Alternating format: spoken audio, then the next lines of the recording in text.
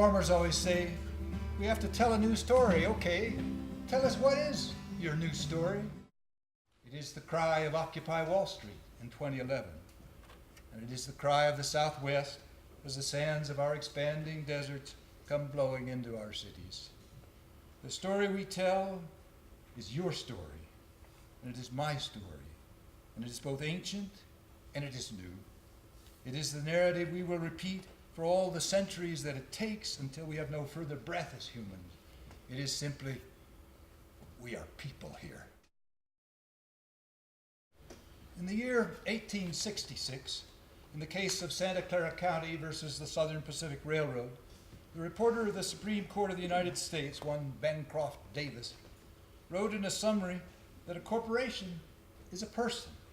And ever since that time, for 120 some years, Supreme Court justices have repeatedly affirmed Mr. Davis's declaration. So then comes the question, is a corporation a woman or a man? I was born by a river. Join us to hear voices from history of those who, since ancient times, have stood outside the castle walls and who nevertheless claimed for themselves dignity and hope. Neglected, unheard, even despised in their own times, peasants, women, people of color, and peacemakers have had the courage to go before us and lay the groundwork for change. They have given to us a story of an indomitable human spirit that once again, today, rises in our midst. The history of mankind is a history of repeated injuries and usurpations on the part of man toward woman, having in direct object the establishment of an absolute tyranny over her. He has never permitted her to exercise her inalienable right to the elective franchise. He has compelled her to submit to laws in the formation of which she has no voice. He has made her, if married, in the eye of the law civilly dead. He has taken from her all right in property, even to the wages she earns. He has made her morally an irresponsible being, as she can commit many crimes with impunity, provided they be done in the presence of her husband. In the covenant of marriage, she is compelled to promise obedience to her husband, he becoming to all intents and purposes her master.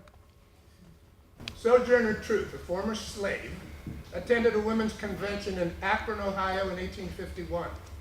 Some preachers had come to the meeting to explain that women should not have rights because Christ was a man. Here's what Sojourner Truth had to say to that. Well, children, where there is so much racket, there must be something out of kilter. I think that twixt the Negroes of the South and the women at the North all talking about rights, the white man will be in a fix pretty soon. But what's all this here talking about? That man over there says that women need to be helped into carriages and lifted over ditches and to have the best place everywhere. Nobody ever helps me into carriages or over mud puddles or gives me any best place. And ain't I a woman? Look at me. Look at my arm. I have plowed and planted and gathered into barns, and no man could head me. And I could work as much and eat as much as a man when I could get it and bear the lash as well. And ain't I a woman? I have borne 13 children and seen most all sold off to slavery. And when I cried out with my mother's grief, none but Jesus heard me. And ain't I a woman? Then they talk about this thing in the head. What's this they call it? Intellect. That's it, honey. What's that got to do with women's rights or Negroes' rights? If my cup won't hold but a pint and yours a quart, wouldn't you be mean not to let me have my little half measure full? Then that little man in the back there says women can't have as much right as men because Christ wasn't a woman. Where did your Christ come from? Where did your Christ come from? From God and a woman. Man didn't have nothing to do with him. Oh, freedom.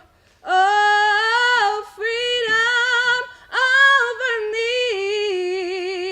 And before I'll be a slave, I'll be buried in my grave and go home with my Lord and be free. Oh, freedom over me.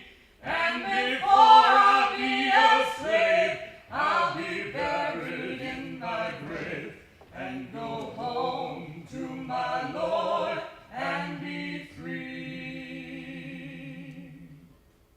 It is pretty sure that Sojourner Truth was not the kind of person that Mr. Bancroft Davis meant when he reported for the Supreme Court that a corporation was a person.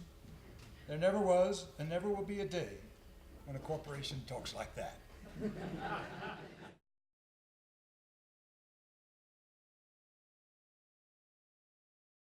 Of all my prosecutors, from the corner grocery politician who entered the complaint, to the United States Marshal, Commissioner, District Attorney, District Judge, Your Honor on the bench, not one is my peer.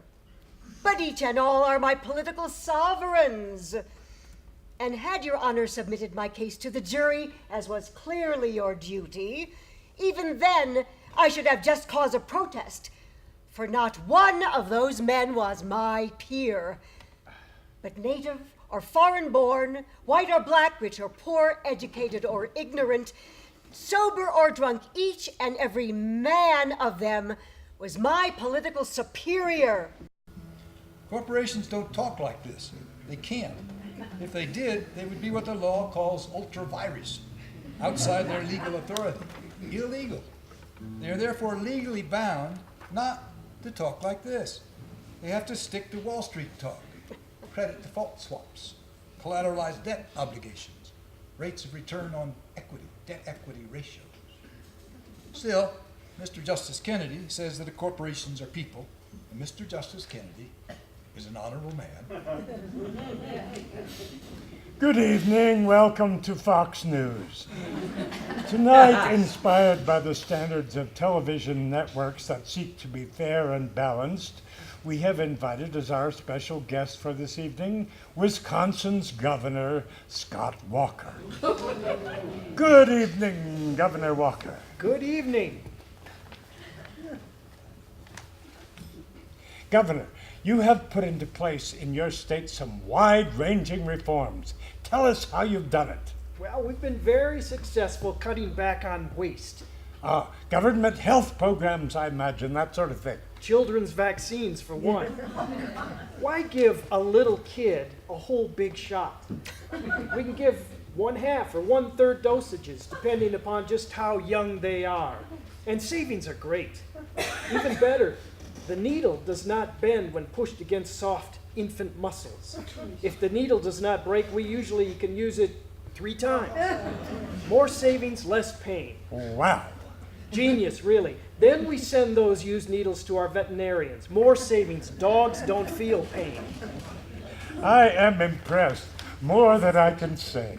We also cut back on septic tank inspections. Instead of driving all around to all those rural addresses, we just ask tank owners to take a picture and send it in. Easy, saves money, saves carbon footprint. One of our top priorities is to save the environment. You also cut pensions, I hear. Well, the state was paying a whole lot of men and women who are not working. That's not the Wisconsin way. So long as they work, you bet, count on us. We pay a full wage, but when they stop, they're done. No work, no handout for the sloth, the lazy, the halt, and the blind. That saves millions, I imagine. Create a business incentive in a free market, and people will crawl to work on their knees. That's the American way. Work hard, pay your bills, and when life gets oppressive, don't be selfish. Check out. Or watch football on Fox. You think you can take this reform to Social Security as well? Look, handouts kill the free market. Most people in their 80s and 90s can still sew and knit. If the elderly would just do that one little thing, sew and knit a few hours a day, our country could compete with China. Over there, they work 10, 12, 16 hours a day. They know how to make freedom work. Capitalism makes people weak. Communism makes people strong. You have my undivided attention. Now think of it. Kids could be sweepers in schools. Ah. Kids never heard of unions and have little interest in pensions. Now the savings really roll in. Thank you, Governor Walker. We can see how you have saved the people of Wisconsin. In 1879, Chief Joseph, a Nez Perce chief, wrote of his disappointment with white man's government. I cannot understand how the government sends a man out to fight us as it did General Miles and then breaks his word. Such a government has something wrong about it. I cannot understand why so many chiefs are allowed to talk so many different ways and promise so many different things. I have seen the great father chief, the next great chief, the commissioner chief, the law chief, and many other law chiefs, and they all say they are my friends and that I shall have justice. But while all their mouths talk right, I do not understand why nothing is done for my people. If the white man wants to live in peace with the Indian, he can live in peace. There need be no trouble. Treat all men alike. Give them the same laws. Give them all an even chance to live and grow. All men were made by the same great spirit chief. They are all brothers. The earth is the mother of all people, and all people should have equal rights upon it. You might as well expect all rivers to run backward as that any man who was born a free man should be contented, penned up, and denied liberty to go where he pleases. If you tie a horse to a stake, do you expect he will grow fat? If you pen an Indian up on a small spot of earth and compel him to stay there, he will not be contented, nor will he grow and prosper. Let me be a free man, free to travel, free to stop, free to work, free to trade where I choose, free to choose my own teachers, free to follow the religion of my fathers, free to talk, think, and act for myself. And I will obey every law or submit to the penalty. Maya Angelou, still I rise. You may write me down in history with your bitter, twisted lies. You may trod me in the very dirt, but still, like dust, I'll rise. Does my sassiness upset you? Why are you beset with gloom? 'Cause I walk like I've got oil wells pumping in my living room. Just like moons and like suns with the certainty of tides, just like hope springing high, still I rise. Did you want to see me broken? Bowed head and lowered eyes, shoulders falling down like teardrops, weakened by my soulful cries. Does my haughtiness offend you? Do you take it awful hard? 'Cause I laugh like I've got gold mines digging in my own backyard. You may shoot me with your words, you may cut me with your eyes, you may kill me with your hatefulness, but still, like air, I'll rise. Does my sexiness upset you? Does it come as a surprise that I dance like I've got diamonds at the meeting of my thighs? Out of the huts of history's shame, I rise. Up from a past that's rooted in pain, I rise. I'm a black ocean leaping and wide, welling and swelling I bear in the tide. Leaving behind nights of terror and fear, I rise. Into a daybreak that's wondrously clear, I rise. Bringing the gifts of my ancestors gave, I am the dream and the hope of the slave. I rise. I rise. I rise. Don't you let nobody turn you around.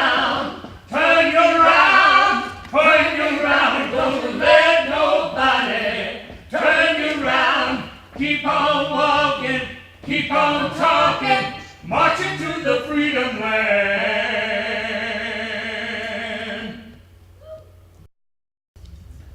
In the 1980s, an American negotiator in Moscow was told by his Russian counterpart that the cause of the First World War was capitalism and its insatiable appetite for profit.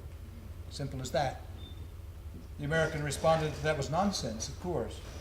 But it was not nonsense for this speaker for the industrial workers of the world, the Wobblies, who resisted the First World War with these words in 1918. You ask me why the IWW is not patriotic to the United States?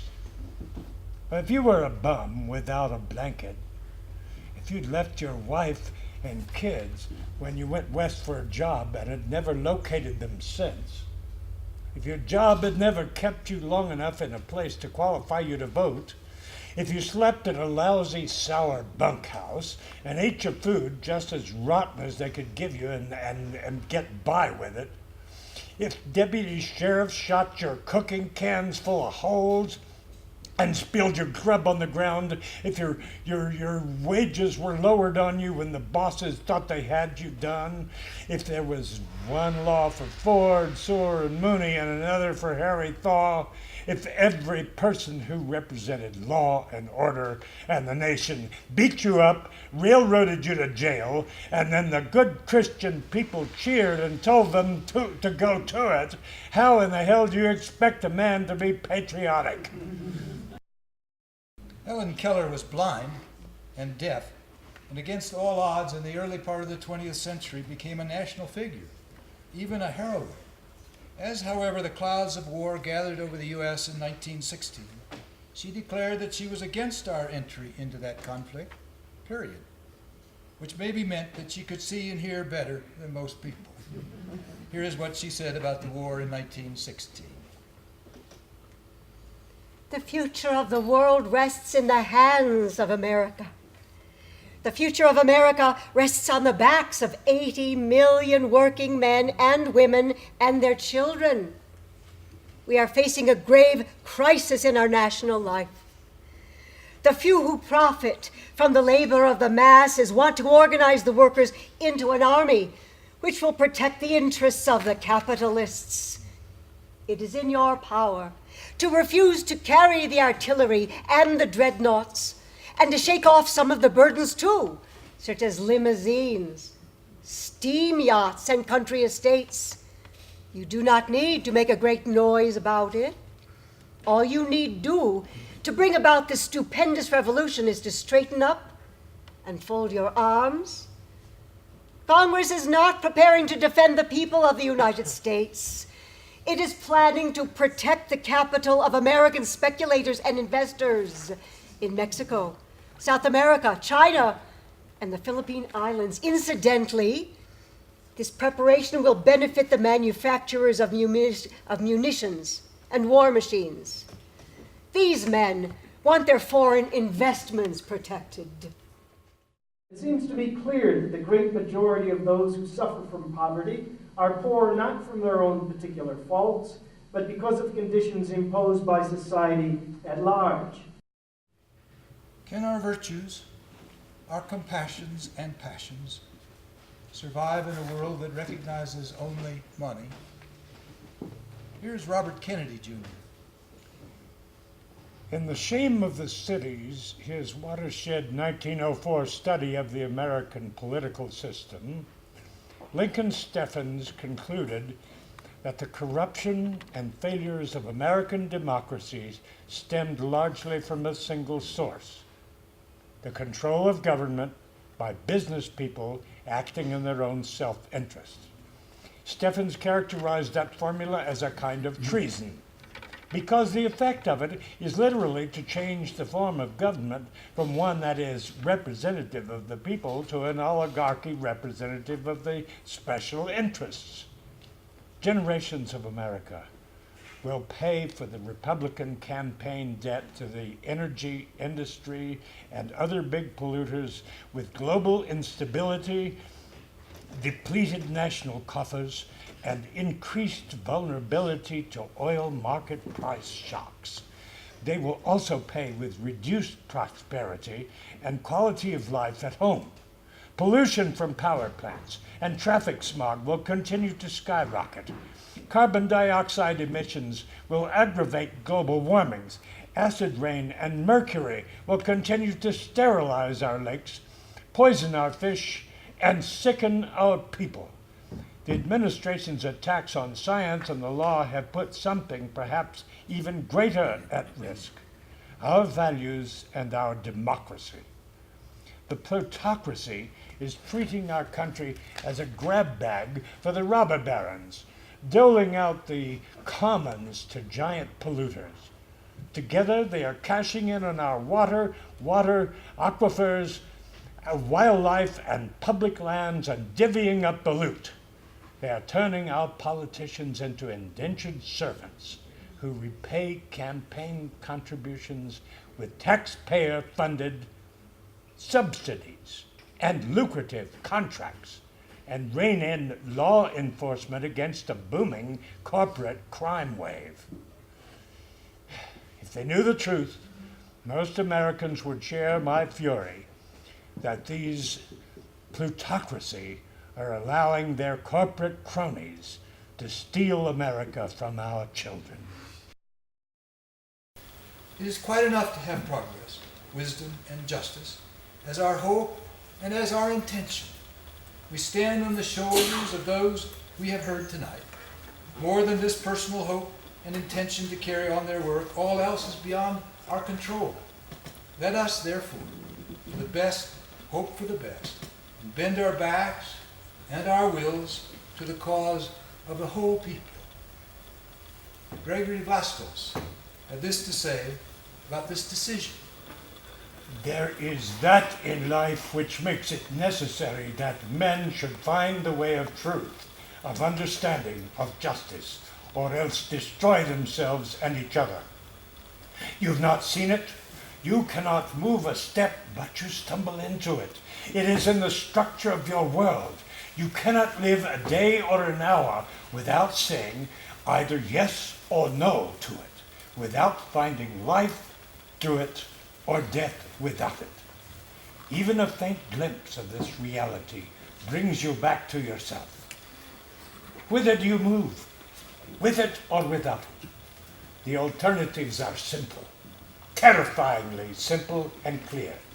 To compromise in this matter is to decide. To waver is to decide. To postpone and evade decision is to decide. To hide the matter is to decide. There is no escape. You must say yes or no. There are 1,000 ways of saying no, one way of saying yes, and no way of saying anything else. Martin Luther King Jr.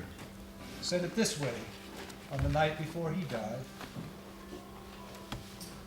Then I got to Memphis, and some began to say the threats or talk about the threats that were out there. What would happen to me from some of our sick white brothers? Well, I don't know what will happen. We've got some difficult days ahead, but it really doesn't matter to me now, because I've been to the mountaintop. I don't mind. Like anybody, I would love to live a long life. Longevity has its place. But I'm not concerned about that now. I just want to do God's will. And He has allowed me to go up to the mountain, and I have seen the promised land. I've looked over and seen the promised land. I might not get there with you, but I want you to know tonight that we as a people will get there. So I'm happy tonight. I'm not worried about anything. I'm not fearing any man. Mine eyes have seen the glory of the coming of the Lord. Come on, come on.